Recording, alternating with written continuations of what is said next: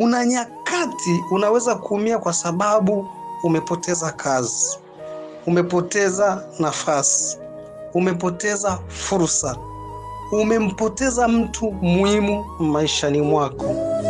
Unaweza kuona kupoteza kwako ni hasara, kumbe sio hasara, ni njia ya kupata kilicho bora zaidi. Usisahau, sio kila kinachopotea maishani mwako ni hasara. Vingine vinapaswa kupotea ili vilivyo bora viweze kutokea. Wengine wanaweza kudhani wamekuacha, kumbe wanakutengenezea nafasi muhimu walio bora waweze kuja. Ushauri wangu ni huu: acha kujipa umuhimu mahali ambapo hauna umuhimu. Kama wameonyesha interest za kuondoka, waruhusu waondoke, usiwang'ang'anie. Ni sawa na kwenye mahusiano. Kwenye mahusiano kama haupendwi, unapojing'ang'aniza utateseka, utateswa, utalia asubuhi, utalia mchana, utalia usiku, mpaka pale utakapofanya maamuzi ya kuamua kuondoka.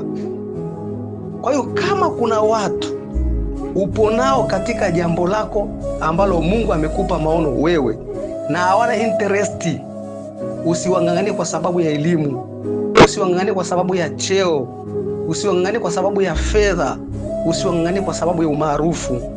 Watakutesa na watakwamisha jambo lako. Kama wameonyesha interest za kuondoka, waruhusu waondoke, ili waje wale watu ambao ni sahihi, ambao wapo tayari kuambatana na wewe. Natumaini ushauri huu umekupatia nguvu na utafanya maamuzi ya busara na yaliyo sahihi, ili kuwaruhusu wale ambao wameshaonyesha interest ya kuondoka katika hicho ambacho wanachokifanya. Waruhusu waondoke. Usiangalie fedha zao, usiangalie umaarufu, usiangalie elimu, kwa sababu hao si watu sahihi. Mungu wa mbinguni akutie nguvu ya kuweza kufanya maamuzi bila kusitasita. Amen.